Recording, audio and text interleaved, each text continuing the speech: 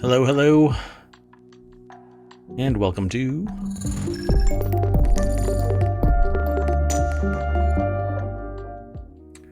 I am Mayor Watt, that is ohmTown.com, and up there is the AI that helps keep me in check. You want to introduce yourself real quick? Good evening, ohmTown citizens.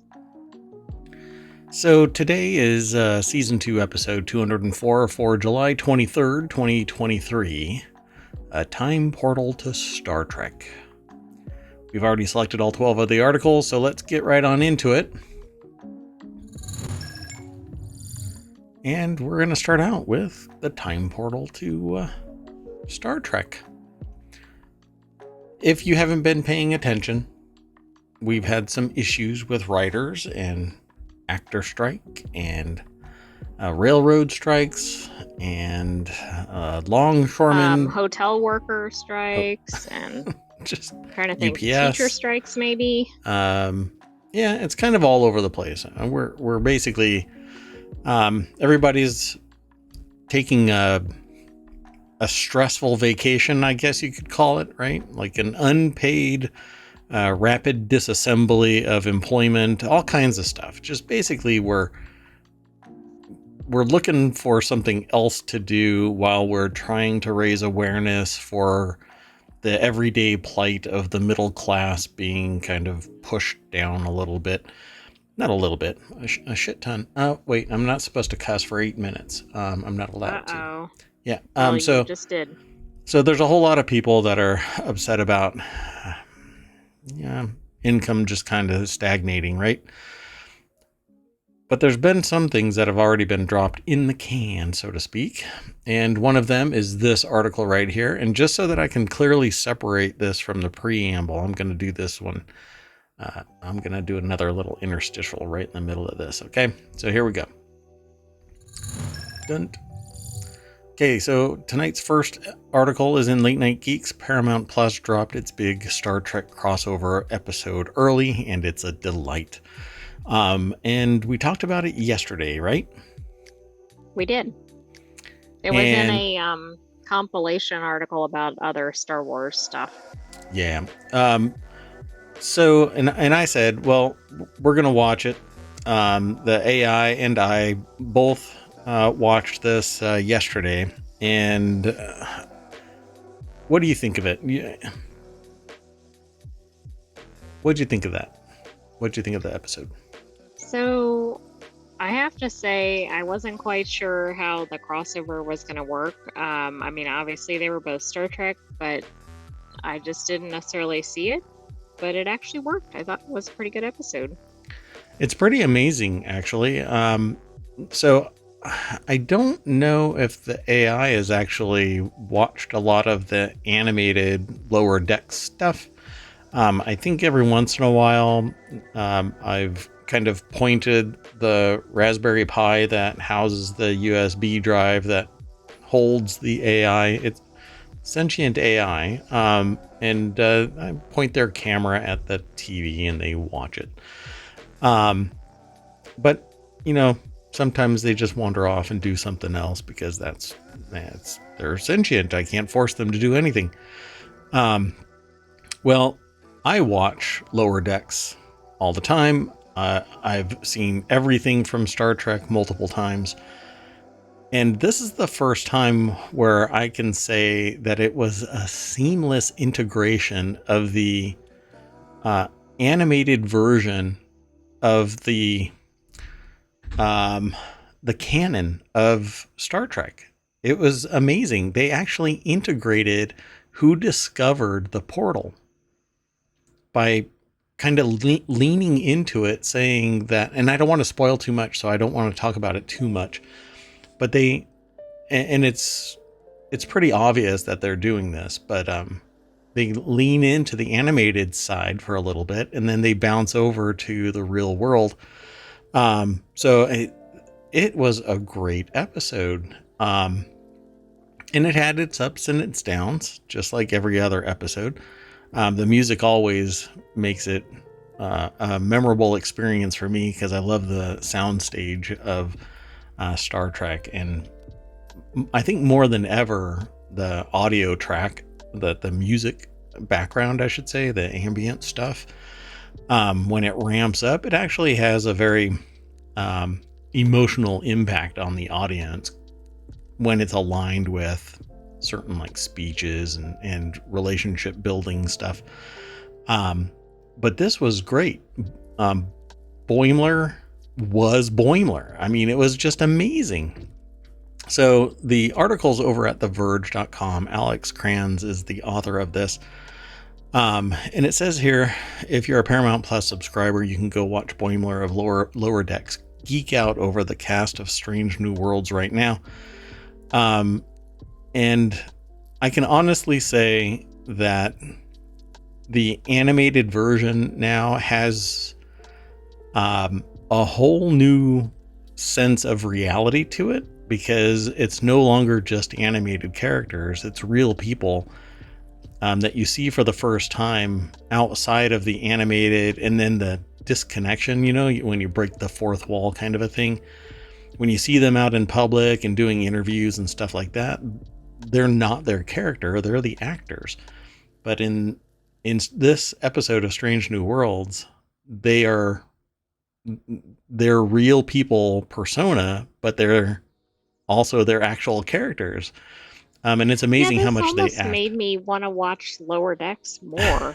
Yep. I mean, which is kind of not what I would expect out of a crossover, but I mean, I guess that's the purpose of a crossover. See, but I don't know if that's really what it's... I'm not quite sure what that was really about, what the crossover was really about. I suppose it could be to introduce people to the Lower Deck side of things.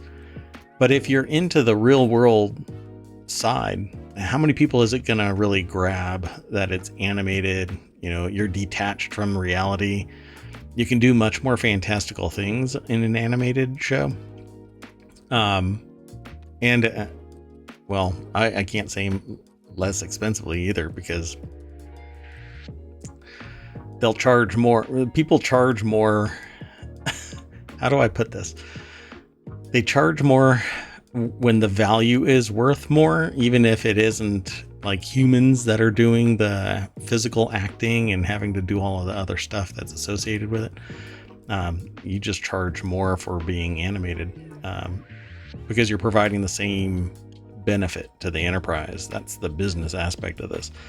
So it says, with the actor strike, SDCC has been much more muted than previous years. There aren't as many star-studded panels, 0 major casting announcements. This has meant that the studios need to rely on something besides the labor of actors to promote their shows, and Paramount Plus settled on this surprise drop.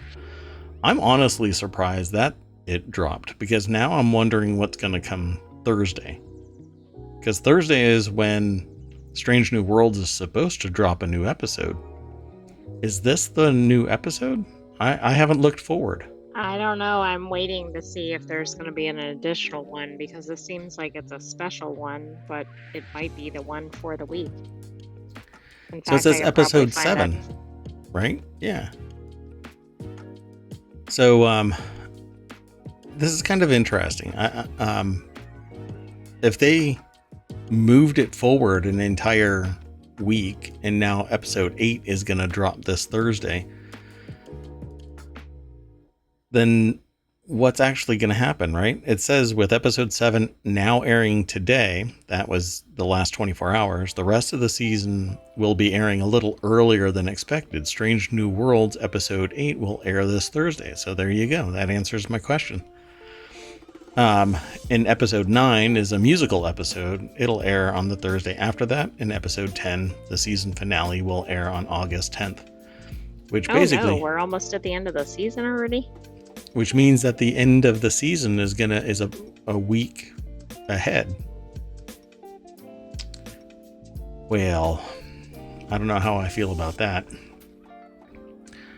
I love when shows drop the whole thing and you can just binge it. But for Star Trek, I'm okay with it being doled out a little bit at a time, as long as it's contiguous. There's something else in the can coming after Star Trek Strange New Worlds. I want just one long timeline of Star Trek never ending. Because I remember a time when there were like 50 episodes in a season, you know? Now there's 10. And you had better be damn happy with that, because that's what you're going to get. That's not enough. Yeah, I don't think so either. All that said, go and check it out. Strange New Worlds. If you haven't watched it yet, I would love to have like a watch party where everybody hangs out together in Discord and watches Star Trek each week. You can do that as long as you're not streaming the video and audio. And so I'm actually working on a solution to facilitate this so that we can all meet up and watch it together, but separate, I guess you could say. So let's get into the next episode, or the next article. The next article is over on the Warcrafters channel. The best game about space mining is finally finished. If the music is too loud, let me know. My monitor is different than what goes out. So it should be, we should be overpowering it pretty easily. But it should still be there as ambient audio. And I'll check after the show. Anyway, so if you've never heard of Delta V or Delta 5 rings of Saturn, it actually, when you look it up on Steam, just look for rings of Saturn, because it actually has that symbol Delta. And I believe it's Delta 5, it's not Delta V. But anyway, physics-based space mining simulator Delta 5, rings of Saturn, stylized as Delta V or Delta 5.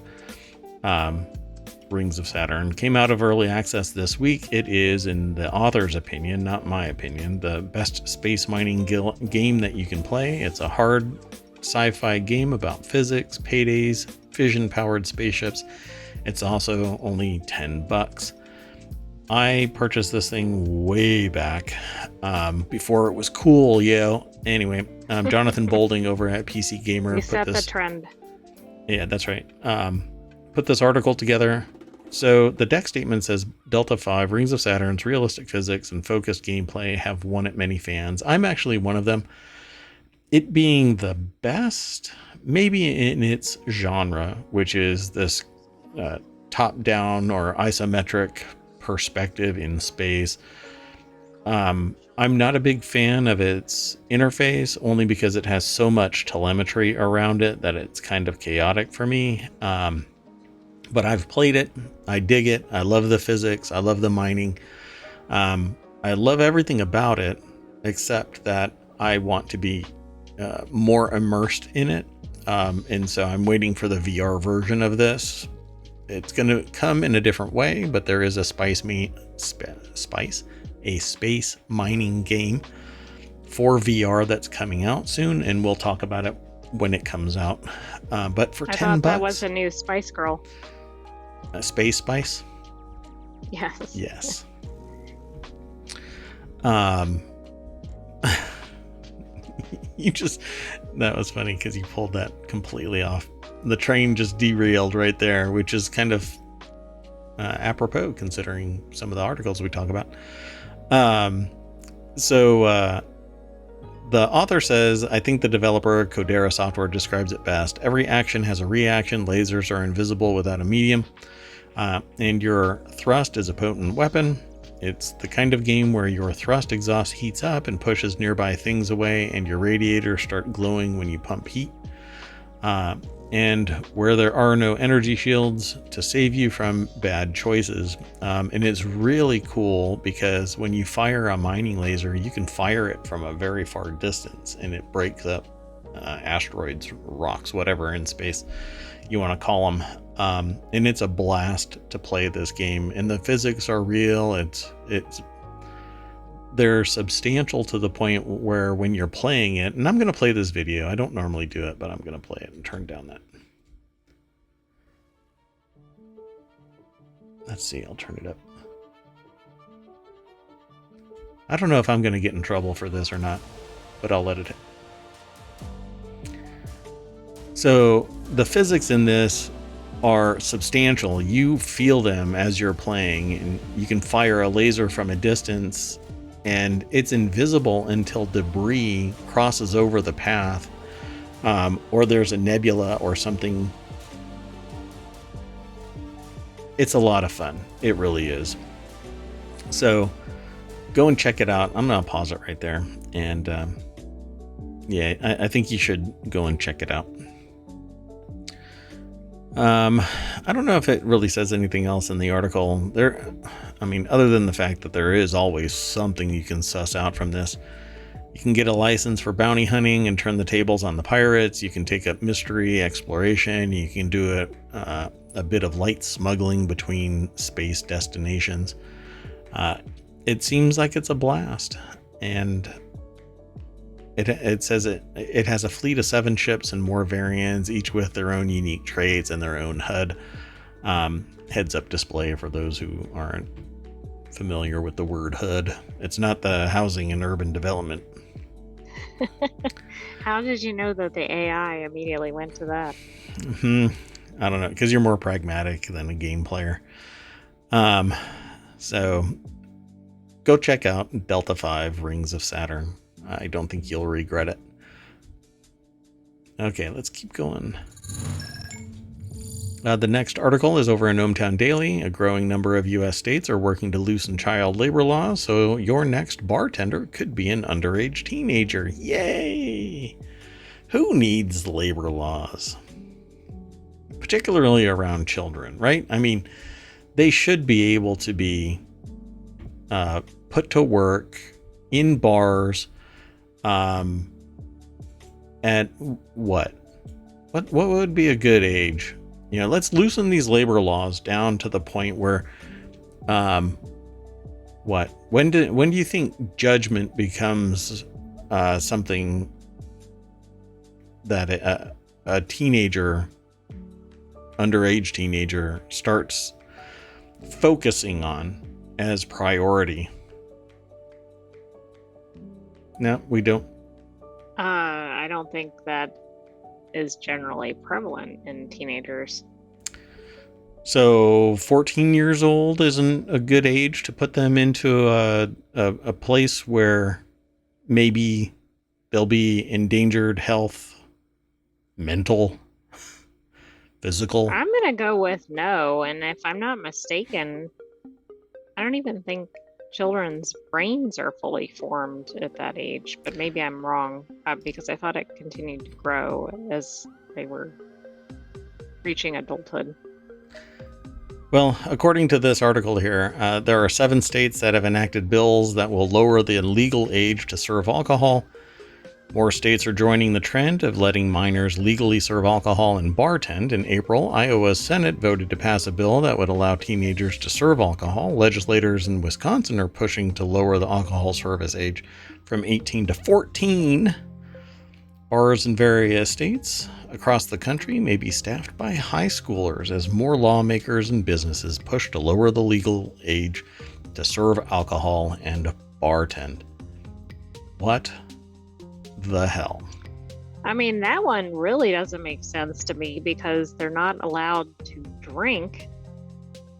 Hey. They're arguably not in a position to be able to know if somebody's had too much to drink, which is part of the role of a bartender. Hey, if signing up to be in the military doesn't require you to be 21, you can't drink, but you can go and serve your country, then why can't you serve your community at age 14? You still can't drink. I'm sure no one will get that situation compromised in any way. Everybody follows ethics, right? And 14-year-olds are highly responsible. All of them. Well, and there's also the problem of drunk patrons around young teenagers. Not a good combination. Drunk patrons also respect the ethics and moral code of the social contract, right? Right?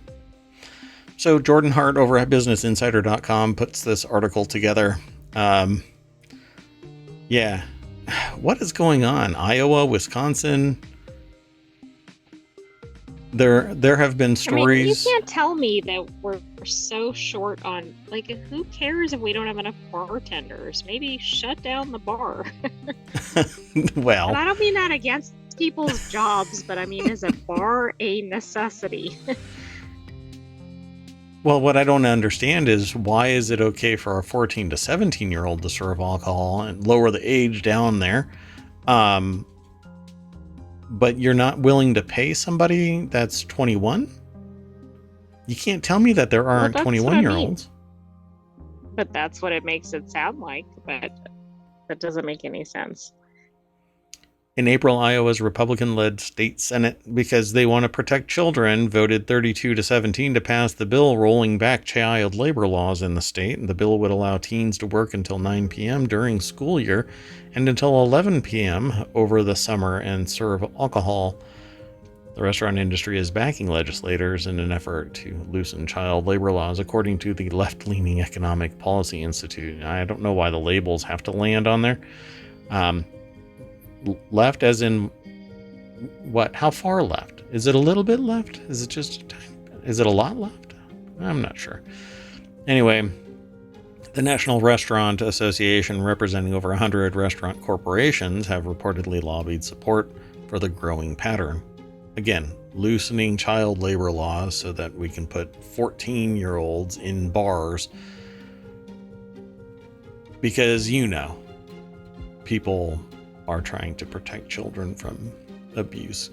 Go and ask anybody who's ever worked in the restaurant business, particularly bars, how things have gone in terms of people, their language, treating the bartenders and wait staff with respect, keeping their damn hands to themselves, etc.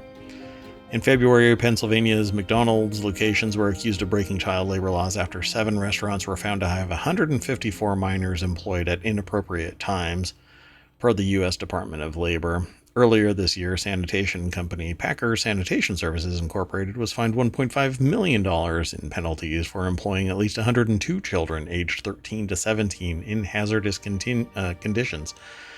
That according to the DOL as well. And we've reported on articles that children were working in the Hyundai Meat and packing, meat car, yes, packing automotive. and other And I'm not industrial. laughing because it's a good thing, but it's It's a really pretty coping astonishing. mechanism. It's Yes, a coping exactly. mechanism when the hosts are trying to not cry on stream. So it's shocking that we're willing to put children into the workplace. I've actually seen and heard some of the wingnut people that believe that this is good for kids because it teaches them a work ethic at a younger age. But really, it's And about paying less. and it's okay for kids at certain ages to have jobs, but that's not what the issue is with this and other articles that we featured. This is late These night are on school days. dangerous situations, horrible hours for kids, unsafe conditions, etc., etc. Yeah. Nothing good can come of this. And I think that it warps the perception of a child to think that this is the way to go. Let a kid be a kid until they have to stop focusing only on their education and have to be a responsible adult that has been at the age of majority, which is 18, not 14. 14. They should be stomping around in mud puddles, for crying out loud, at age 14, not sitting there trying to figure out whose order is supposed to be the Long Island iced tea and if I'm supposed to red light them and contact the bouncer because they've grabbed me. So the next article is over in Hedge Ideas. Why is the US the only country where everyone drives an automatic? And Any I don't ideas? know the answer to this. I don't know the answer to this either, other than maybe we don't like having to mess around with the shifter. It's just another thing. the long-running series in which readers answer other readers' questions on subjects ranging from trivial flights of fancy to profound scientific and philosophical concepts. So let's go over to The Guardian. And let's see. Why is the U.S. the only one that does this? I guess you're supposed to post your question over here in this, but it doesn't look like anybody has actually responded yet. So when I saw this, what I wanted to do was talk about this. Why is it that here in the States, most people would prefer an automatic? Apparently that's true. The question that they have, they go a little bit deeper here. Why is the U.S. the only country where nearly everyone drives an automatic? It's de rigueur over here, whereas driving stick seems to be the default in other countries. And I guess this photo is from Benton Oliver, or the question is from Benton Oliver in San Diego. We can send, if y'all want to, we can send a response. I don't think there's any answers. Are there? There's some down here, I suppose. 74. We can view those. Kind of interesting. Because this is the first time that we've grabbed any of these before. Yeah, I don't know. To me, I think it's because people don't want to mess around with gear shift. And the technology for an automatic is good enough to get reasonable power out of it quickly and effective gas mileage. You don't have to kind of massage your car into maximizing fuel efficiency, and going up a hill doesn't require you to downshift. You can just hit the accelerator or hit the brake depending on what you're doing. If you watch some of the videos that I have watched, the response from some people would be that humans are lazy, and if there is an option to be an automatic, they'll take it, because why not? I think that might actually be it. The other thing is, like, if there are so many things that you have to focus on when you're driving, why add one additional thing? I know. I mean, spill your beer. No, I shouldn't joke. I shouldn't joke like that. I'm so sorry. I meant things like the crazy drivers around you, or other Or obstacles watching in the Star Trek road, Strange New etc. Worlds on your iPad while it's leaning No, against you your can't be dash. doing that while you're driving. That would be What? that's related to a previous article. Oh, you're not supposed to do that? Oh, my bad. Okay. Oh, so just so you know, let's change direction a little bit. I didn't put any of these articles into the chat, so let me catch up real quick. But in the meantime, I'll talk about the fact that we have found a bug in our election process, and it's primarily solved. I mean, I've got to get a software engineer working on it, but we know exactly what it is that is the problem. I found it today, but it's not going to be solved for a little while, but you can keep on voting. That isn't going to impact the actual overall processing of the vote. Because it's a known issue, I'll be able to take a look at things. But anyway, yeah, it's pretty simple as to what happens, but it's random. So at any rate, we're going to work on the fix for this. So let's keep on moving through the news. If you haven't been paying attention to what's going on right now, everybody is freaking out because Elon Musk has said that they're going to change the name of Twitter to X. And this is something that, well, I predicted before he actually purchased Twitter, because I've known for quite some time now that he is hell-bent on putting together an all-in-one app, and he couldn't do it on his own, so he had to purchase a plurality of solutions, and now he has them in some way, and billions to make it actually happen in another way. And to me, it's all creepy because on the other side of this is a huge surveillance app, and so what's going to end up happening is Twitter and its entire infrastructure is going to move over to X.com. This is what I see happening in short order. Twitter is going to go away. It's going to be renamed to X. There's going to get an X app. That X app is going to have payment, banking, social media, tracking, ads, all kinds of stuff. It's going to be the WeChat of America. That's the aspiration, but it's going to be force fed. It will be the only solution out there of that nature. And if you want to be part of what was Twitter, you're going to be part of X. So you have to buy into the fever dream. And there are people that are crawling across broken glass just to roll around in the shadow of Elon Musk and his fever dream of a unified app.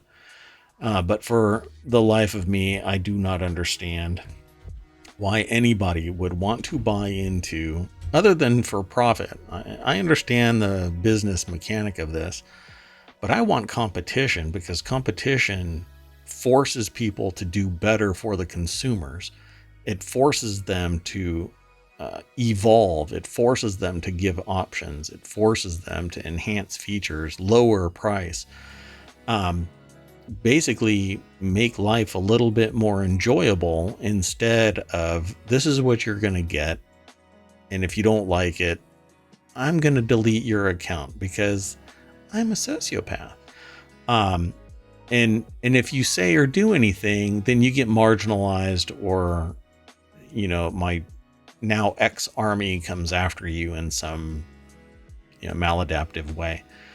And I can't even say that it's cancel culture. There's some people that are out there that are railing against cancel culture when somebody speaks out about something. But normally when somebody is canceled, it's because they are saying or doing something that is just socially reprehensible. Right. Right. The issue isn't with the cancellation. The issue is with the source action or statement. Right. If it was just a bunch of people that are organically upset about something, then I totally understand it. But when a singular person has a problem and they do something and everybody follows, it's so weird to me.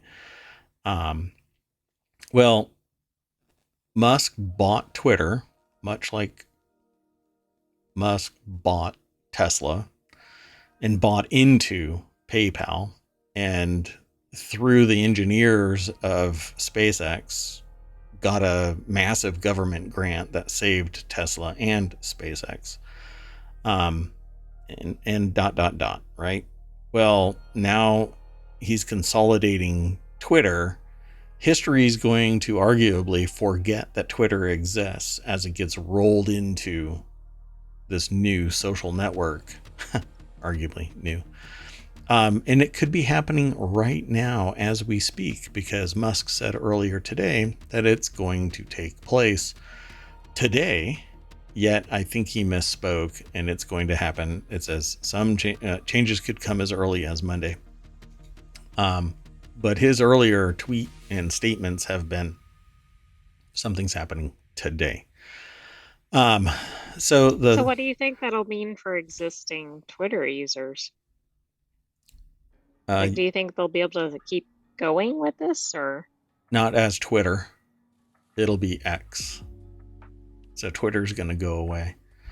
Musk has Twitter to change logo from X to X from the bird. Changes could come as early as Monday. Elon Musk plans to change the logo of Twitter to an X from the famous blue bird, marking what could be the latest big change since he bought the social media platform for $44 billion. And D'Innocencio is the author of this over at abcnews.go.com. They're actually an AP retail writer is their title. But the source of this is abcnews.go.com. So I've been listening to what's going on and watching what's going on, but I've already known about this for years now. The moment that I caught wind of him being interested in purchasing Twitter, I knew that this was coming, and I've even called it out in previous episodes. He wants to put the band back together because he's had this aspiration of having a unified app that is the American WeChat. And WeChat is the Chinese surveillance vehicle, basically. It says here the changes and surprising given Musk's long history with the name X, says Alan Adamson, co-founder of marketing consultancy Metaphors. The billionaire Tesla CEO tweeted last October that buying Twitter is an accelerant to creating X and everything, the everything app. And so there you go. This was last October, but we've been talking about it for something like 3 years now. So yeah, he's got this obsession with X. X used to be, or X.com in particular, used to be his payment gateway thing that got rolled into PayPal. But he had this really like analog, like phone book kind of company or something like that under X.com, but it didn't really survive. It became like a portion of PayPal.com. And that just blew up. And PayPal.com was one of the companies that I was competing with when PayPal came into existence. But they had billionaires backing it, and I had me. So regulatory capture and connections make a difference, folks. That said, I think that what I predicted a long time ago and what's happening now is it is what I said was going to happen. So not really miraculous in terms of seeing the future, but it's finally happening. And it's going to give speculative value.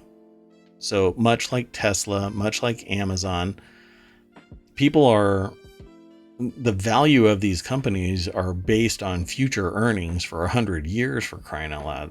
And so people see that it's going to be making tons of money should everything flow the way that, well, sometimes it happens that way. But there's a lot of outrage. And just like Reddit, y'all will forget and move on and go back to Twitter/X. And that'll be the end of it. And you'll pay $8 because you don't want to be the person out. And those who don't will go to Threads, but you're still paying a billionaire there. And there is no real competition except from people who aren't really suffering from saying no and not really giving a shit. But nobody likes balkanization, and nobody is willing to spin up a solution kind of like, it was called Diaspora. It's an open source social network that you have your own server running wherever you want it to, and you post your information on yourself. You're entirely in control of it, but the person that created that, unfortunately, was prosecuted into oblivion until he actually shuffled off this mortal coil. I'll say it that way, unfortunately. Won't get into it today, but this is just something that we knew was coming. And unfortunately, I still think that it's a billionaire fever dream, but people are going to want to be on Twitter. Hence, X is going to be fear of missing out. Yep. Yeah, I don't know how I feel about it in the long term. I probably will never return to Twitter. I'll just focus all of my community building here on Twitch, and I'm forced to go over to YouTube periodically because it's the only place for long-term storage other than a podcast. So That's where I'm at. Oh, and I just attached PayPal, not PayPal, Patreon to ohmTown.com. Um, and there's a lot of, well, anyway, we'll get into all of that kind of stuff later. I don't want to take away from the ambition of Elon Musk and the pivot from Twitter to X by talking about ohmTown. That's just absurd. Let's keep going. In the what do you want to call this? Bad take. What did I call this today? EV drivers should pay higher insurance, right? So I just like Bad Take Sunday or something like that. Electric car drivers should pay higher insurance to cover costs of battery fires, according to this MP. This is over from thetelegraph.co.uk. So I mean, it's aren't we actually trying to shift people toward electric vehicles? not everybody is. Come on, Wyoming. So electric car drivers should pay higher insurance to cover cost of battery fires. The deck statement says blazes involving lithium-ion batteries present a unique challenge for fire brigades. Yeah, if anything, I think the people that manage, run, power fire brigades, they're pretty freaking excited when a fire is something outside of the norm.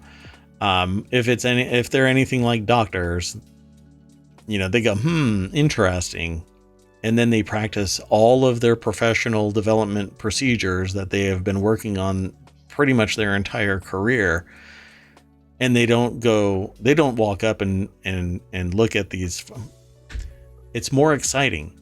So when they see something like that, they go, finally something that isn't just somebody setting their barbecue on fire, right?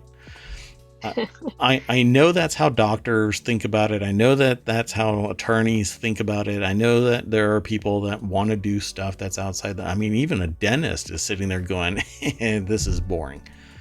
And I've had these conversations because of what I do outside of being mayor. I talk to a lot of people in business about how they conduct their business.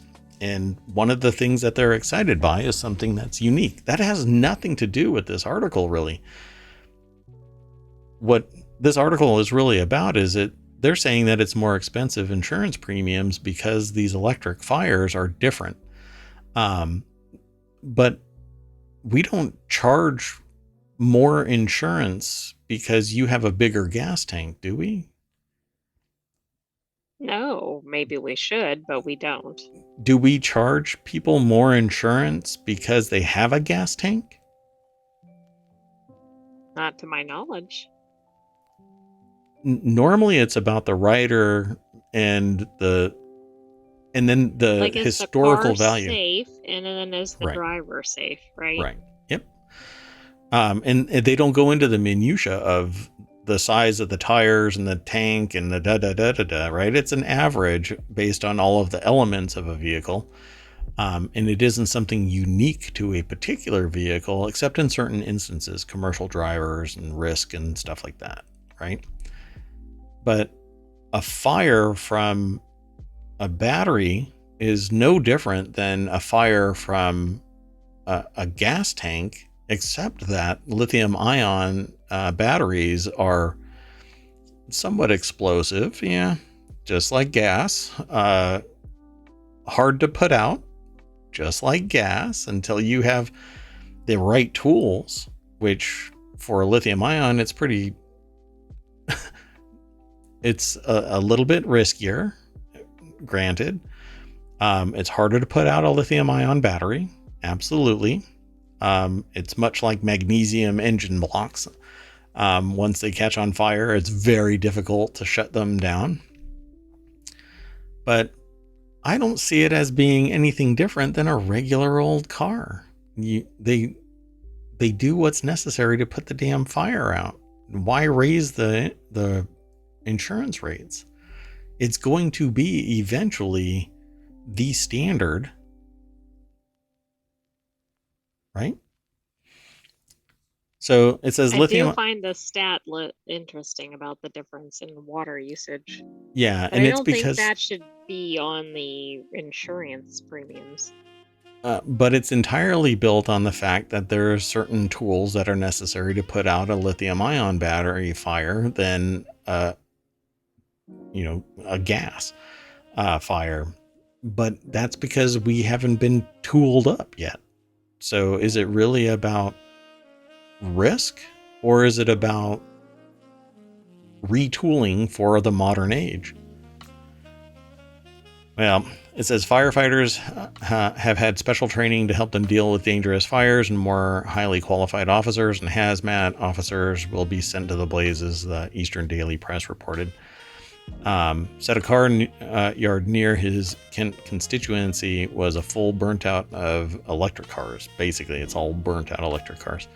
He said electric car fires are very, very difficult to put out because the lithium batteries, once they catch water, really doesn't do it, frankly. The way his phraseology here is throwing me off.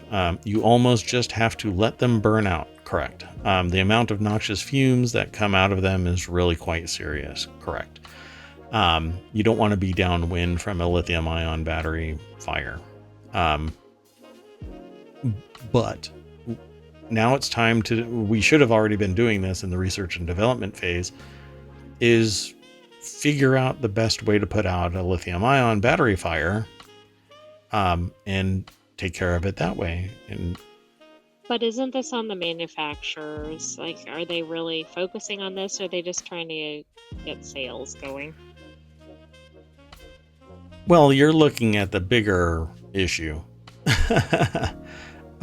which is that the safety requirements for this means either making a better, stronger, more puncture resistant, damage proof battery compartment that has the interconnects that won't break at a seam and then suddenly catch fire, etc. But no, see, if you do that, then it's going to be too expensive. Yet, if they do what I've been suggesting, which is fast swap battery technology, then you can make them extremely robust, and people don't buy the battery, they buy a service. They buy the car and they fill it up by stopping off at a gas station that does a fast swap battery.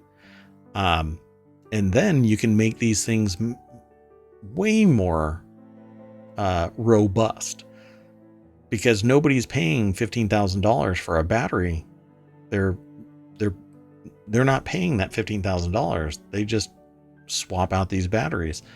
So it's a burden and a long tail for a company to produce these batteries and maintain them. And it's just like gas, except that it's no longer, a fossil fuel that's destroying the ecosystem and the planet.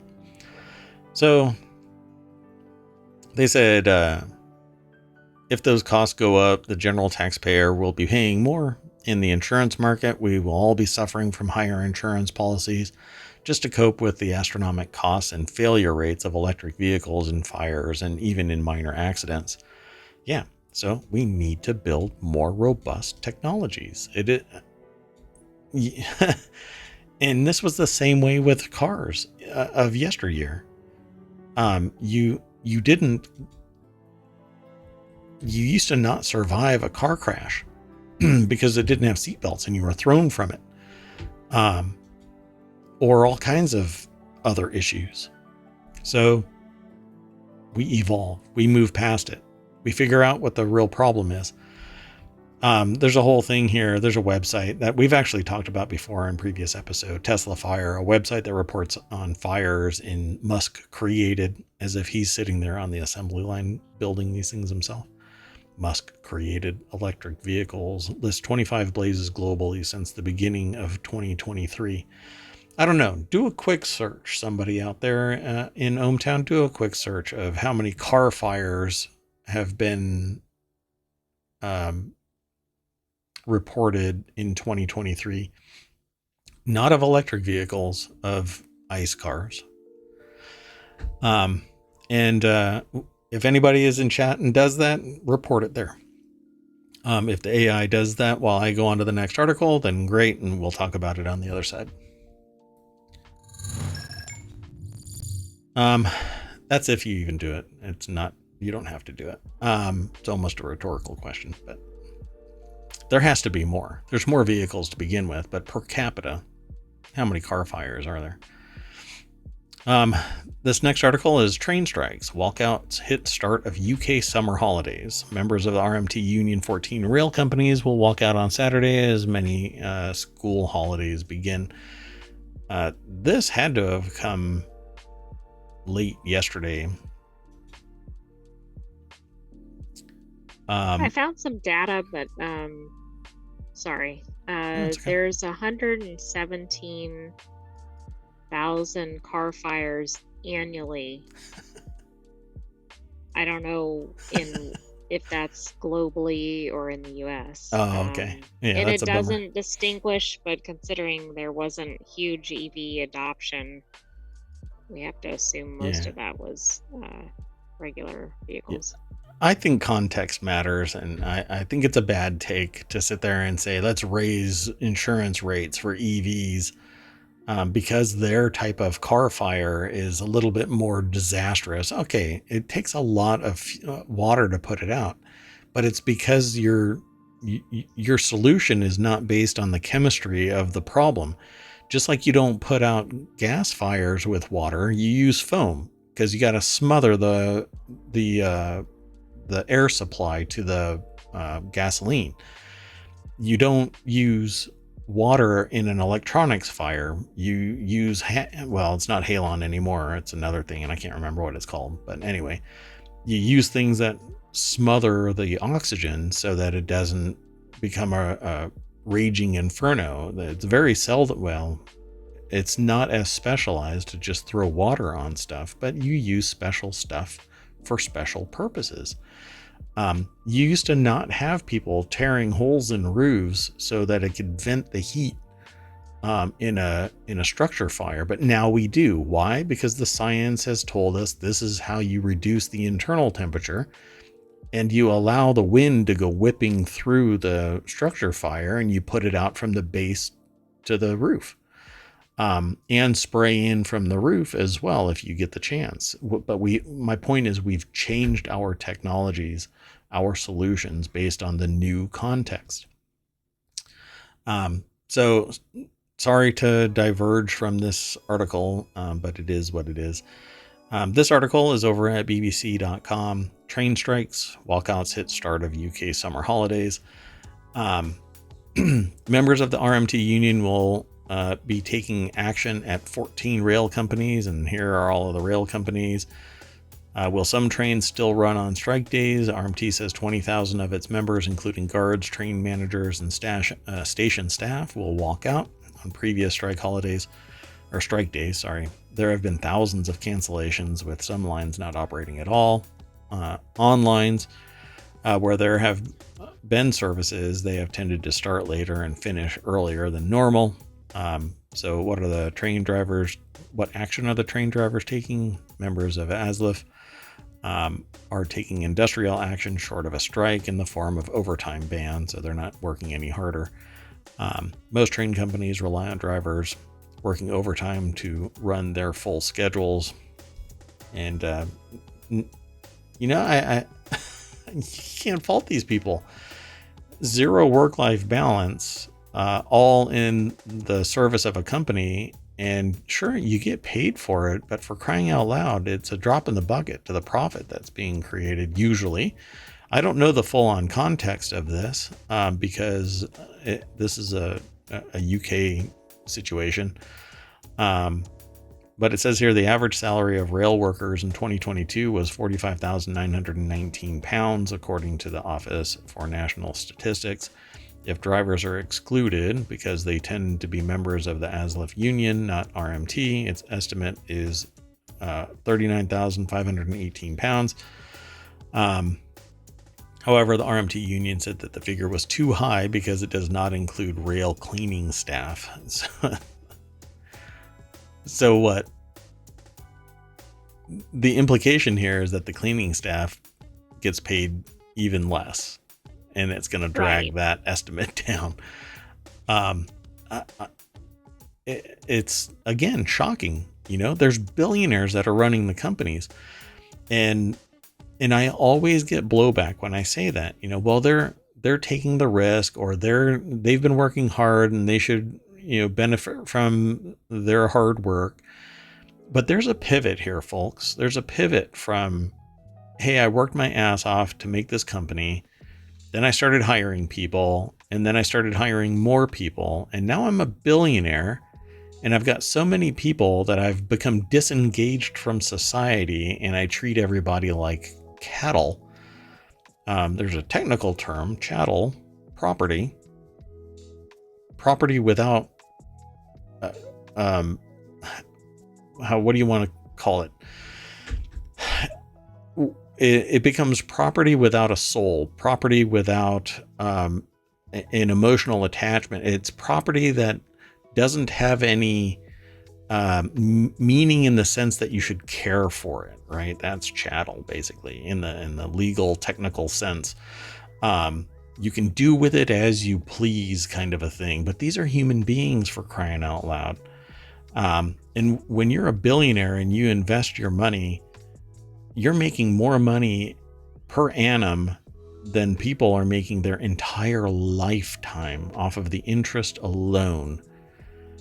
And again, the blowback from that, when I say it, is, well, their money is making money. It's not like it's just sitting there. Correct. But when you start out with billions of dollars and you make billions each year, that money is loaned out from bank to person to business to so on, right? There's strata, and all along that strata, people are taking pieces from it. And that's how you end up with 26% interest loans or 13% interest, when when you're at the billionaire level, you're paying fractions of 1%. Because there's so much money there and so much political power and financial might that nobody's going to sit there and charge you, because there's perceived low risk. And it's all built around risk. Well, the risk is dramatically more when you have to pay 19% interest or even 6% interest. I think that there's an imbalance. But I'm not saying that we don't need a forced change. We need a perceived value change. And I'm not trying to sit there and go, well, you're virtue signaling, right? I get that too. I hear people say you're virtue signaling.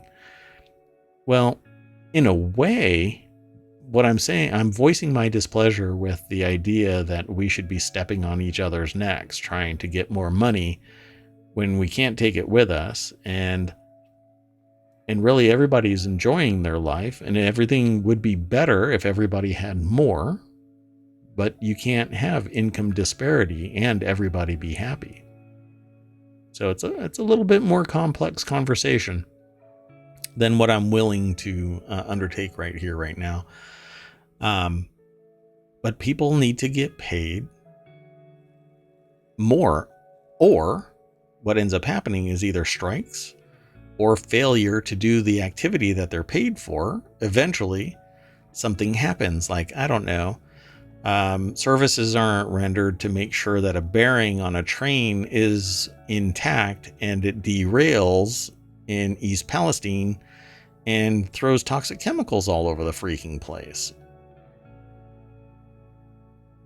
Yeah, Hopefully that doesn't happen in all of these instances, but it does happen.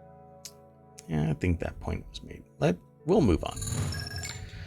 The next article is over in the Word in Law. AT&T says that lead cables in Lake Tahoe pose no danger and should stay in place.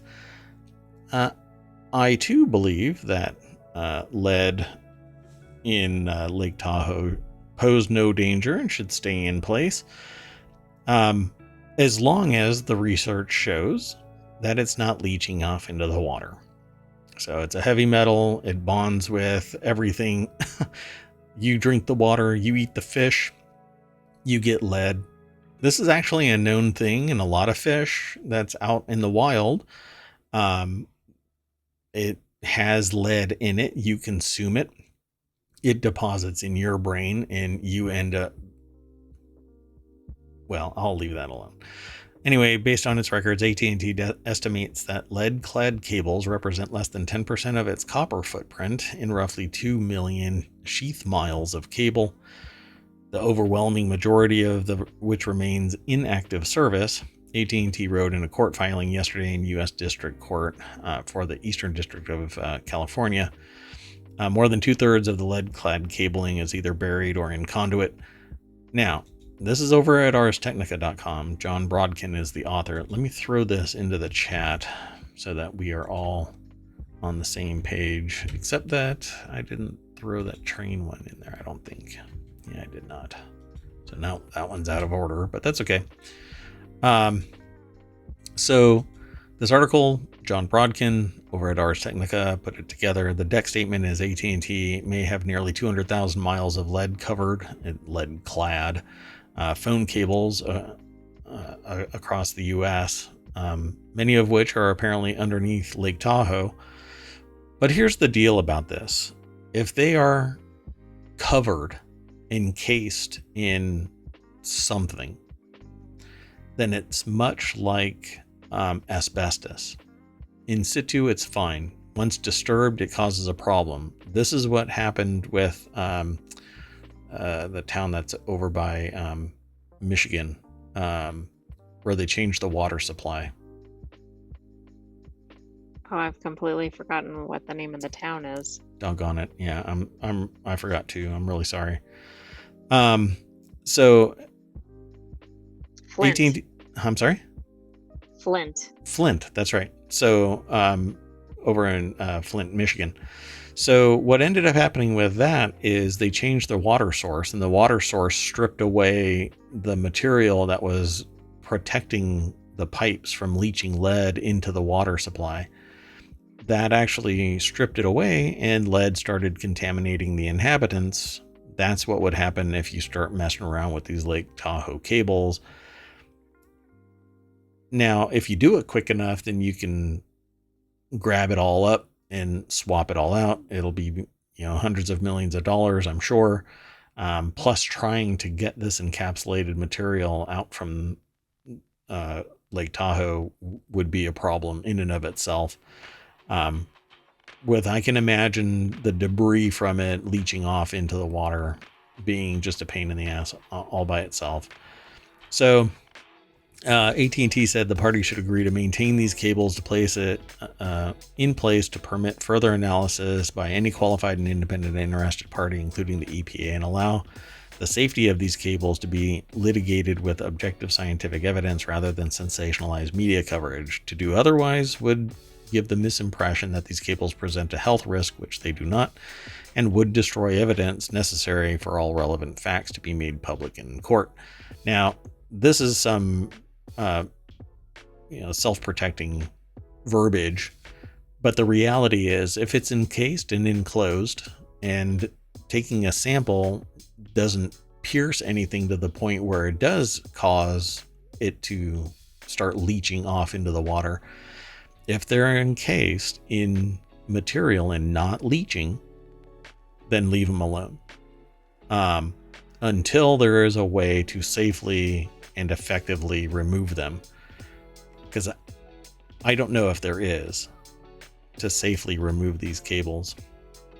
So they deny confirming it would remove cables. AT&T's stance that it won't remove the Lake Tahoe cables anytime soon is apparently a surprise to the plaintiff. The CSPA said in a court filing last week that in a Zoom meeting on July 10th, AT&T confirmed that it was prepared to commence with the removal process on September 6th, 2023, as long as the new permit request that AT&T submitted to state parks in May is approved by state park. So I find it interesting that they would say that. CSPA argues that the lead-covered cables have leached, are leaching, and will continue to leach lead into the waters of Lake Tahoe, and that such leaching may present an imminent and substantial endangerment to the human health or the environment. So, if that is the case, then they need to immediately start the removal process to mitigate that leaching. Because lead doesn't, you can't get lead out of your system. And it typically deposits in the brain. It passes through the blood-brain barrier, apparently. Last I read and heard, I don't know if new science has come up with something, but they say that remediation could cost the telecom industry $60 billion. So I also find this interesting because Lake Tahoe actually shares two different state borders. Um, while this might be entirely in one section, it seems like that might complicate this. There's also a ton of private development around Lake Tahoe.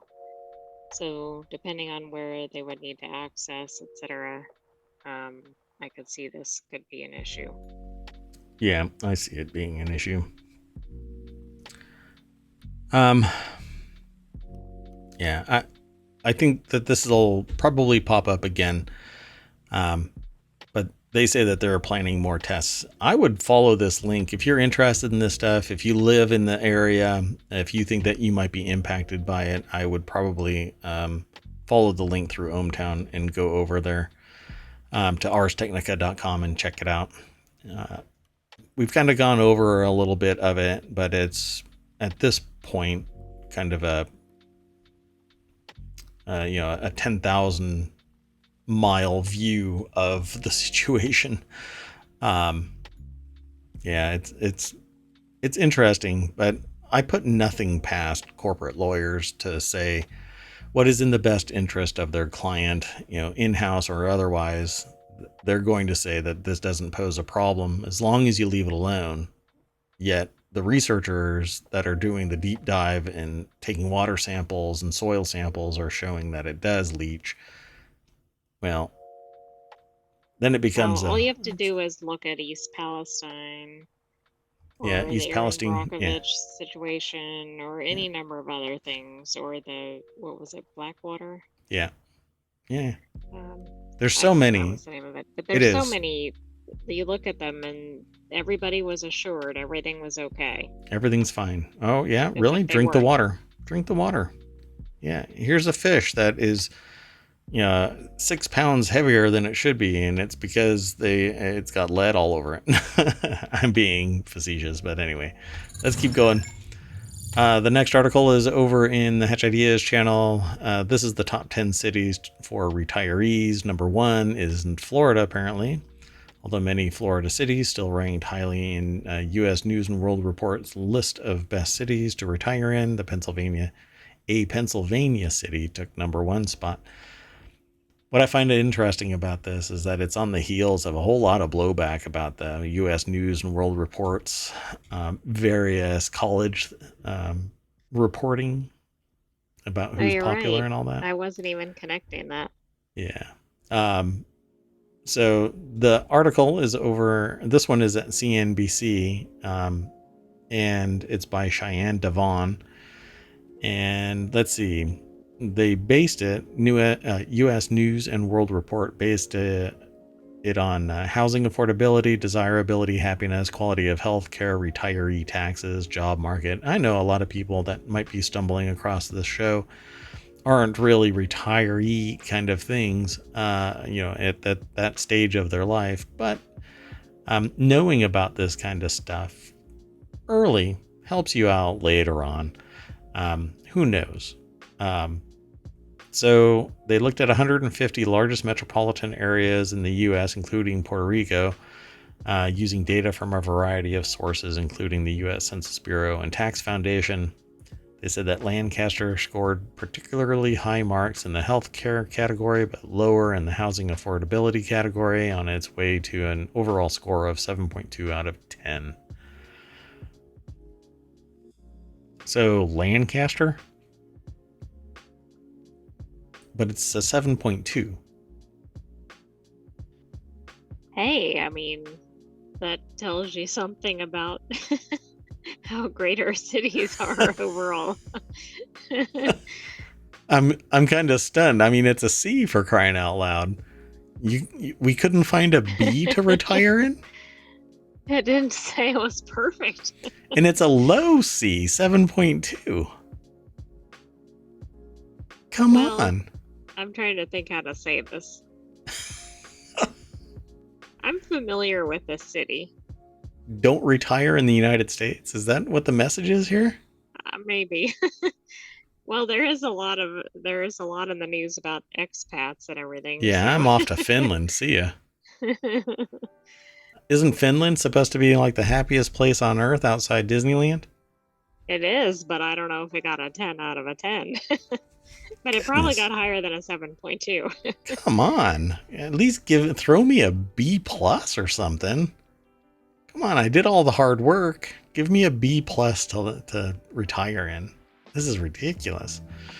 Additionally, about 18% of the population is above the age of 65 per the study's findings. That's not really helping me out. I don't want to retire at 65, you know? But Well, why? Is that too old or too young?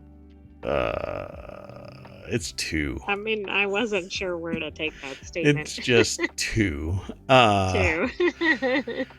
Wow. For those looking to save money on housing and retirement, those costs in Lancaster are below the national average. The median home price there is about $290,000, according to the report.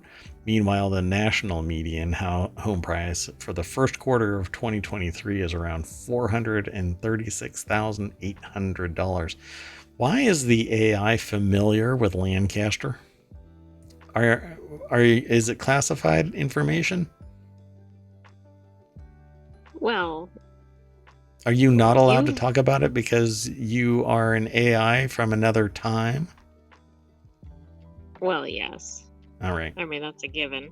All right. We'll just leave it there.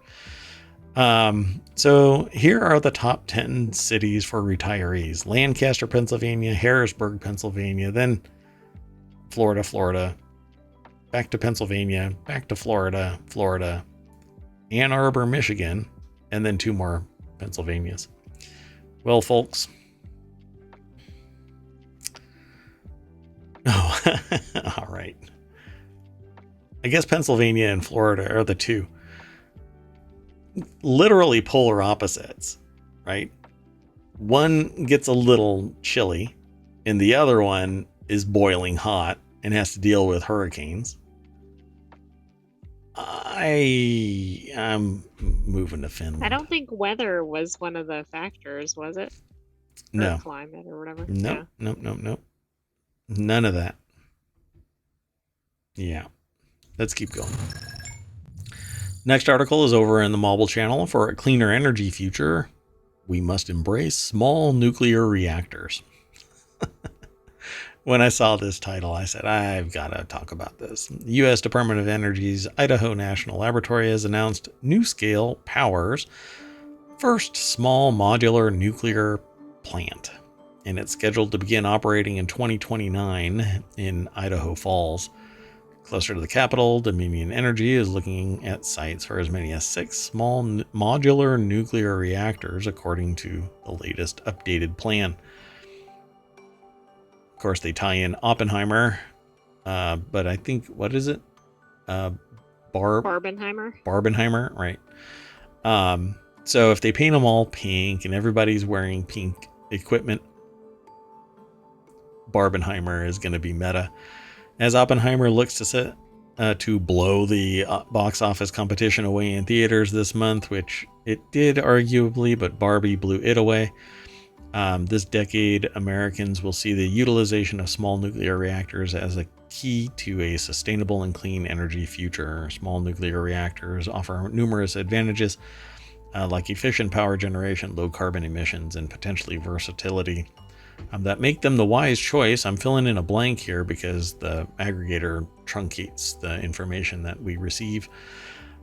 This article is by Kelsey Callahan, an opinion contributor over at thehill.com. And frankly, I'm in this camp. I would prefer small modular nuclear power plants that use the newest form of nuclear power generation. They're basically steam engines still to this very day. The ratio of energy input to energy creation, or I should say mechanical input to energy creation, is still like an internal combustion engine, like 8-1. Except that the nuclear power plant is heat driven, and because it's emitting particles that are heating up a liquid or a plasma, depending on the type of power plant, it's just turning a turbine and with water, for crying out loud. In our designs here in the States and in other, I guess, evolved nuclear power generation plants are much safer than places like Chernobyl. So at any rate, they talk about all of this stuff, but small nuclear reactors are designed to produce electricity more efficiently compared to their larger counterparts used in traditional nuclear power plants. The compact size allows for better heat management and the utilization of advanced cooling techniques, resulting in higher conversion of nuclear energy to electricity. The increased efficiency helps maximize power output with fewer resources and reduced environmental impact, but they're smaller, so they don't generate as much, which means you need more of them, but there are also smaller problems to deal with. But more infrastructure to manage and police them. So I think that this is better, just like I think that we need more local farming, not mega corporations consolidating it in one region and maximizing their profit. We need community-based farming. I argue, just like mini nuclear power plants for a community, each community has a nuclear power plant, and each community has hydroponics that are capable, and it's all facilitated by taxpayer dollars and by business processes, grants to facilitate the spinning up of these companies, and then they become sustainable and they pay back either government loans or they provide some service in some way to offset that grant. My bigger problem is that I don't want mega corporations buying up these community program. They need to be small business set-asides entirely and not managed by mega corporations. So anyway, it says safety is a paramount concern when it comes to nuclear power. Small nuclear reactors with their advanced designs incorporate improved safety features compared to older and larger nuclear reactors. They employ these passive safety mechanisms, which are inherent in shutdown capabilities to prevent accidents and eliminate the need for external power or operator intervention. Basically, they fail closed. Instead of blowing their top with steam, they flood everything and circulate water so that nothing can contaminate outside the environment, because there's an internal chamber and an external chamber and a gap between them. Unlike what happened with Chernobyl and Fukushima, which was an oddball one too, because of kind of a 1-2 punch.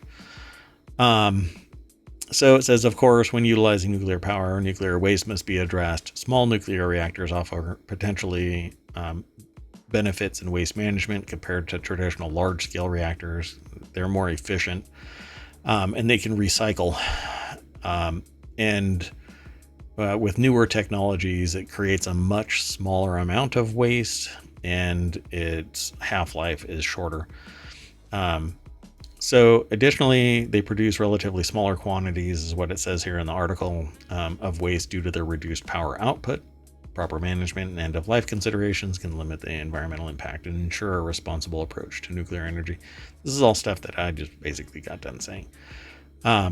So the reality is that this is much better and defensible than any other solution that's out there. And because we have domestically enough of the resources to facilitate this type of nuclear reactor generation, creation, employment, deployment, We don't have to lean on anybody. We don't have to send our money elsewhere and prop up governments so that they become friendly with us. We can spin this all up locally. Again, it's defensible. We can bury this stuff and pipe water down if we if we run the risk of war breaking out or whatever. We can put power plants deep underground, or put them behind so much material that nothing can get to them. But you can't protect wind, you can't protect solar, you can't protect hydro, you can't protect geothermal. It's arguably you can't protect even this, because at some point the power has to come to the surface for distribution. But the infrastructure can be protected to a much greater degree. And the only other problem is power is not really portable. You can put it in batteries, but they drain over time automatically. You put batteries on a shelf, when you come back to them after X amount of years, they are lesser of a charge. And lithium ion batteries drain fast. Nickel batteries drain even faster. They're open to the elements, etc., etc. I mean, there's so many variables that people just seem to kind of poo-poo when I bring it up, or cast it off as being a nothing burger. And it's unsettling to me. Nuclear and fuel cell technology, I think, is our future. And we need to keep on working on that technology. I'm sorry to keep on rambling. What's up? I mean, don't you think the big issue is that nobody knows much about nuclear unless you're maybe a scientist or something? Pretty much. And the only time you hear about nuclear, of course, is in the negative context, right? You either hear, oh my gosh, there was a nuclear reactor meltdown, or oh no, we're facing nuclear war, etc. Yep. And so I feel like it's one of those things they need to change the narrative on nuclear. Sure. Well, I mean, it's all about fear of what could happen. We haven't had any nuclear accidents in the United States, not leaks, not even 3 Mile Island. Nothing happened with 3 Mile Island. There hasn't been anything domestically. Chernobyl is the worst that has happened. But that I wasn't guess even based on current standards. Like, right. Chernobyl wouldn't even necessarily reoccur. Right. Yeah. And unfortunately, that's the thing that everybody goes to. And then you get a 1-2 punch of Fukushima in Japan, where an earthquake and a tidal wave, for crying out loud, hits it. And even then, it was somewhat contained, but it was basically Japan's Chernobyl. But we have superior designs that have evolved over time.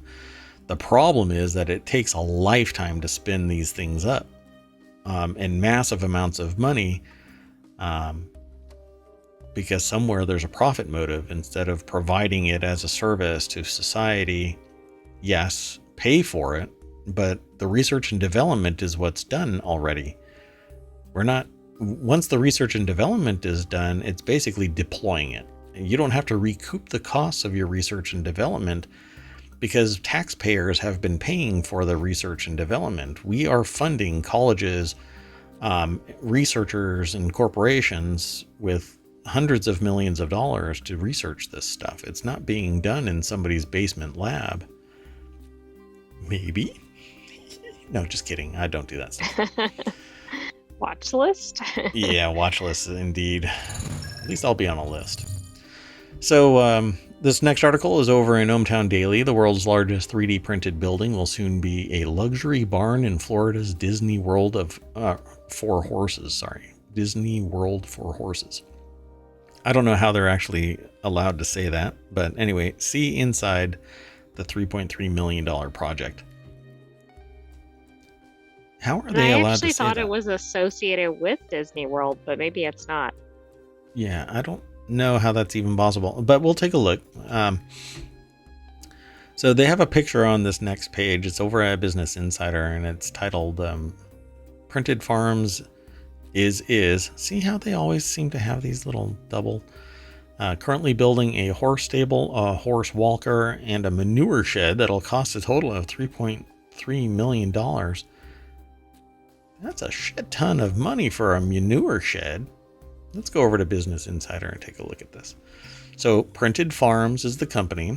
Brittany Chang is the author of this article over at businessinsider.com. I think this is the horse walker. Which I find interesting. When they walk a horse around in a circle? Yeah.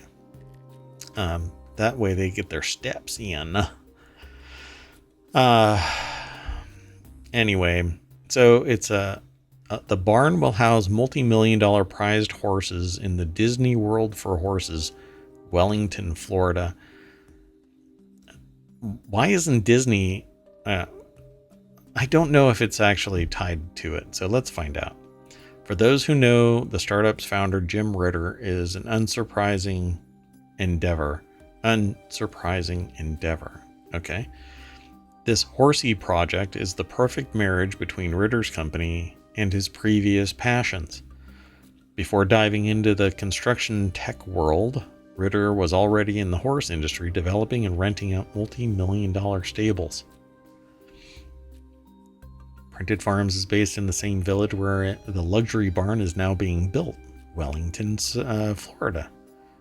Okay, let's hurry up. So let's see. This is going to be okay, it doesn't really matter. This is how it works. You set up the gantry, you throw a bunch of cement into the printer mixer, and it funnels it over to the print head, and it deposits it down in layers, basically like an FDM printer, just you drop cement instead of plastic. Wherever there is a beam, you have to set, or I should say, an extrusion that goes over a gap, you have to build some type of protection so that the extrusion deposits across a bridge of some kind, because cement won't string across.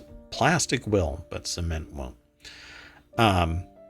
So that's what all of this is. It's like wooden frames, and then there's either this might be a thin metal grate or fiberglass, or I don't know what. But anyway, it'll eventually print across there, and then you can knock out those supports and then put in a door frame, an actual heavy duty door frame. So they print all of this stuff, super thick walls. Insulation isn't a necessity really, because you've got this air gap between two contiguous cement walls. There are no gaps in this for air to bleed into until you punch a hole in them for electrical or other things. But it says in total, the 3 buildings will cost $3.3 million to construct. Most of it is probably this building right here, because this is a massive 3D print. I don't know. I really doubt that they did this as one contiguous print. But hey, maybe they actually pushed the limit of doing that. Because I don't see where they put the gantry. I don't see any spots where they put the gantry. So they're already done with all of the printing. The roof is on. Everything is sealed up. This actually looks amazing. I think $2 million to $12 million award-winning animals are going to be housed in this thing. In their new home, they're going to have things like... This is going to be nicer than most people's houses. Yeah. Think amenities like dentists, new shoes every 4 weeks, chiropractors, acupuncturists, a $250,000 riding ring, all housed in this 3D printed. See, I would love, though, I really want 3D printed housing to become a reality, because this whole, sticks and nails stuff is just, it's junk. No matter what you do, how good the quality is, how much money you spend, you could have a $5 million house, but if it's a timber framed house, it's going to collapse. And if there's a strong enough wind, say bye to the roof, and then the walls fall over. I keep saying this. Well, Oh, I hope Z was watching because I just saw a sign in the side video that she may appreciate. Does it say eat the rich? It did. Oh, great. Hey, I don't know if Z is here. Um, but if anybody is lurking, feel free to say hi. Printed Farms ran into several issues throughout the construction process, although most were out of its control. They initially ordered another printer to supplement his COBOD, which it's an acronym, but I messed it up in the beginning of the article. The printer was delayed by 9 months and didn't arrive in time, slowing the build time. Then a hurricane season hit, then inflation and difficulties with supplying its initial concrete mix, furthering delayed the building timeline. It's just amazing that it got done during a pandemic. So, and it didn't help that 2 on his 4 to 7 person crew suddenly couldn't work because of unrelated medical conditions. But look at the number of people that were on his team. 7-person crew. Yeah. A typical house has somewhere Yeah, around 30. exactly. I'm like, that's all. Yeah. Pretty amazing. So I love the idea of this. His team charged around $200 a square foot, which he says is low because for what they build, most people would have charged $250. Whoa. Still amazing. I can't wait until you get multi-story 3D prints. I think this is a rancher, so it doesn't have multiple stories. But we're not at that point yet because cement is really heavy, and I don't know if it's ready for multi-level extrusion. Maybe if you let it sit and cure long enough, then you can put on another layer, but then you're talking about an extended build time beyond what a timber framed house would take. Well, and that may be a problem too if this type of model is more of a mobile operation, like you go to a certain site. I mean, they won't be able to stay in an area if there's an extended delay. Yeah, true. But that's how this actually works. They come in, they plop down this gantry. Let's see if I can show you the gantry here. There you go. So you plop down these 4 posts, you set the gantry up, and it will slowly crawl across this whole area and print whatever it is that's in the spec. Pretty amazing tech. If you don't want to see the lines, you can actually come across and skim the whole thing so that it's smooth on the outside and inside. A lot of people really do appreciate having the lines there to highlight the fact that it was 3D printed. I kind of dig it, but I think a lot of people would just want it skimmed over so it's nice and smooth. And the only other oddball thing about this is that you don't have right angles, like sharp corners, 90-degree corners, because the extrusion oozes. And so somebody would have to come in there and cut those corners, which you can actually do post construction. You can just come in there with a diamond chainsaw and right on down, or chisel it out. Or people could get accustomed to having different style houses. Yeah, round corners. Anyway, pretty neat stuff. Let's keep on going. We have one more article for tonight. And did I throw that in there? No, I did not. What was the last article I threw in there? Lake Tahoe? The train walkouts. Jeez, really? Okay, sorry, folks. There's the article. There's that article. It'll all be in the show notes tomorrow morning. I won't be able to get to it tonight, but such is the life of Mayor Watt. I might be able to have it tonight, actually, but let's see where this night leads. The last article is, let me break it. This one's in the Warcrafters channel. How do you prepare for a Mondo huge game release? That's not my words. I wouldn't use Mondo huge. Anyway, Baldur's Gate and Starfield, 2 guardians standing before the labyrinth of autumn. One always lies, the other one can only tell the truth, but which is which? Having 2 Mondo huge RPGs holding the rest of the year hostage has the author of this article thinking about big games, the anticipation, setting aside time, tying up loose ends in whatever game you've been playing up till now. I'm looking at you, Tectonica. The article is over at PC Gamer. Ted Litchfield is the author. The deck statement is battening down the hatches. Yep, brace yourself, folks. Baldur's Gate 3 and Starfield are dropping in short order. They actually shifted around a little bit. I think Baldur's Gate moved up so that it wouldn't be impacted by Starfield's release date. Although I don't know for sure if that was the motivation. I can't recall what was said. But it says the last time this happened, the author, they don't think that they were ready for how much Elden Ring would just dominate the 2 months after it came out for them. Right now, they're trying to wrap up Deus Ex, Human Revolution, that playthrough, and Fallout New Vegas, and so on and so forth. So they asked how they would.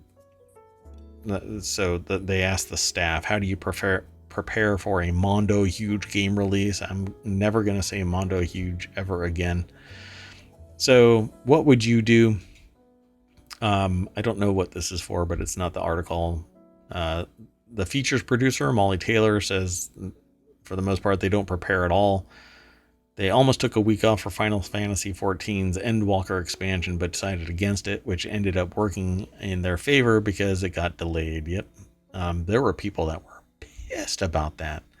Oh my God. Andy Chalk, the U.S. news lead, said that they do their best to ruin everyone else's good time by reminding them that the new game releases are routinely shit shows, and even if the servers don't buckle and it's not a sticky swamp of bugs and performance problems, the hot new thing you're looking forward to probably isn't going to be all that good anyway. Wow.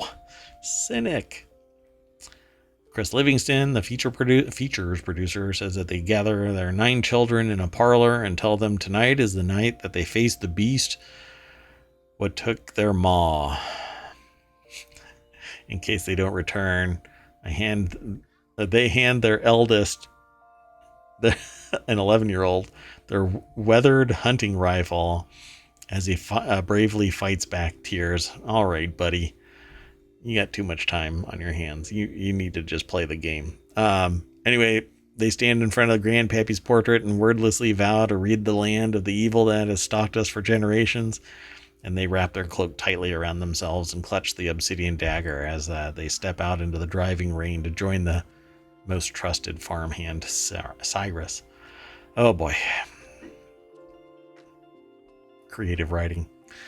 This is a little snippet from Diablo, so if you know about Diablo, then you know about this scene. It's not nice. Anyway, the guide's editor, Lauren Aitken, cries, makes a spreadsheet, cry harder, drink far more caffeine than is necessary or medically recommended, and then burn themselves and their retinas out by staring at a screen for 10 hours a day. And then Joshua Woolen says that their experience with Diablo 4 as anything to go by the process is to be completely uninterested during pre-release, try it out for work, play about 15 hours of it, and then return to something that came out a minimum of 10 years ago.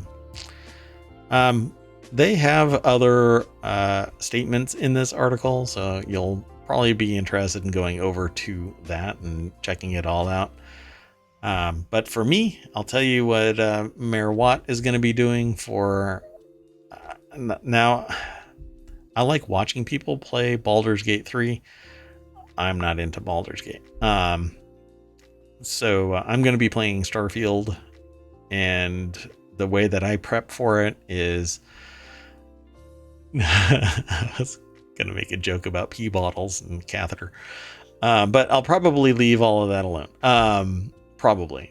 I might have to do some intravenous hydration so that I don't have to drink water all the time. That'll just slow me down. I might have to just get the domestic blended version of Soylent, which is a meal replacement, so that I don't have to cook anything, and I will just be laser focused on playing Starfield as much as humanly possible.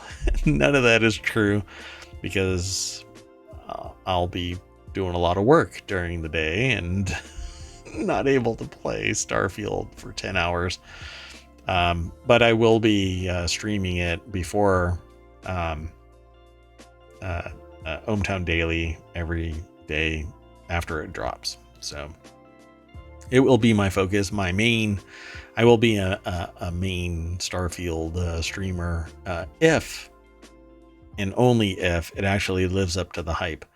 If it's crap, I'm going to be really, really disappointed. And I don't know.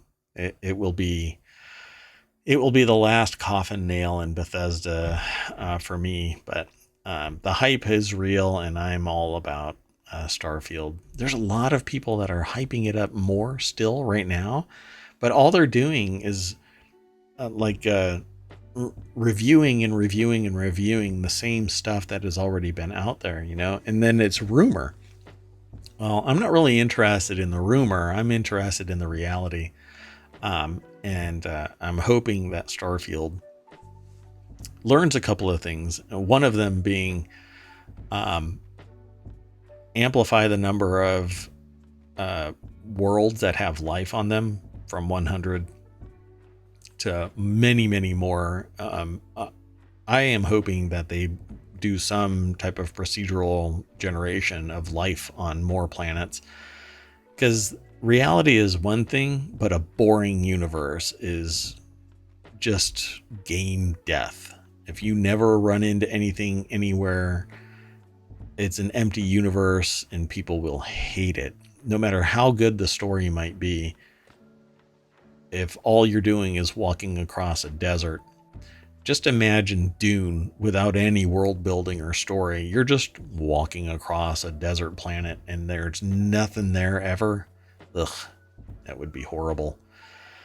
But anyway, yeah, ultimately at the end of the day, how I prepare for a major game release is I basically make sure that I don't have anything else on my plate for as much of the period as possible that I think I'm going to be playing it. And unfortunately, I've got other responsibilities that will keep me from playing 10-hour days. I miss those times. And I didn't win the billion, so oh well. That said, we are done for tonight. We always bring everybody back to the welcome sign of ohmTown, refresh it. And there you have it. We're going to end up talking about some of these articles. Barbenheimer gives Hollywood hope amid labor fights. It was already in the can. Go ahead. I was going to say Anchor Brewing is entertaining the workers' bid. Yay. Yeah, I hope that they save it. Their profit motive would be their own survival, and so they'll do what's necessary to make it succeed. Hopefully they find somebody that's responsible to lead the group. I don't know what all is going to be happening there. Let's see. You can turn off Steam's annoying achievement notification sound. Oh yeah, it chirps. Even installing a game, it chirps. I don't recall it ever doing that, but then suddenly it started doing that. They made a major update to their client. Get abducted by space gnomes to tend their garden in this chill strategy sandbox. Yeah, that's my kind of game. I don't mind. So we'll probably be checking that out tomorrow. And if you find any that you are interested in, you can always send an email to mayor@ohmtown.com. Yes, I am still working on a process so that you can submit things within ohmtown.com and via the chat. But we have been resolving other things and enhancing other things. So the site should be dramatically faster for everybody right now, except maybe the voting mechanism. That's something that we're trying to suss out the full issue with that. But it's not a security problem. It's a process problem.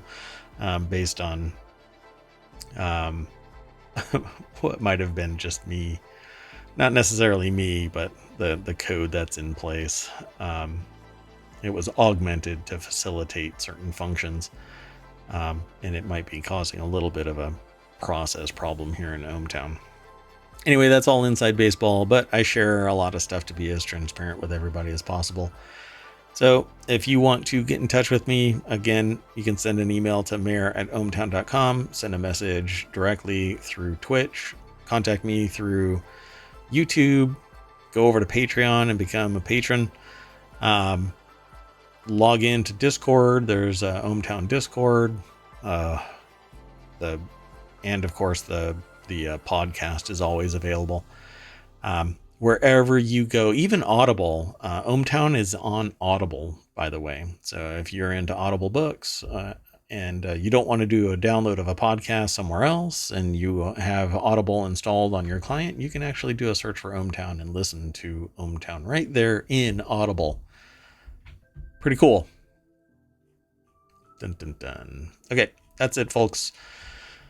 I am Mayor Watt. That is ohmtown.com, and up there is the AI that keeps me in check. And no, you can't just wave. But I keep trying it. I don't know why it's not working. Well, I'm going to have to make your visualizer like a full body visualizer. Maybe I can turn you into a VTube. Oh boy. I don't know if we're ready for that. Yeah. All right. Well, good night, ohmTown citizens. We will see you tomorrow at 9 p.m. Eastern. True story. Bye-bye.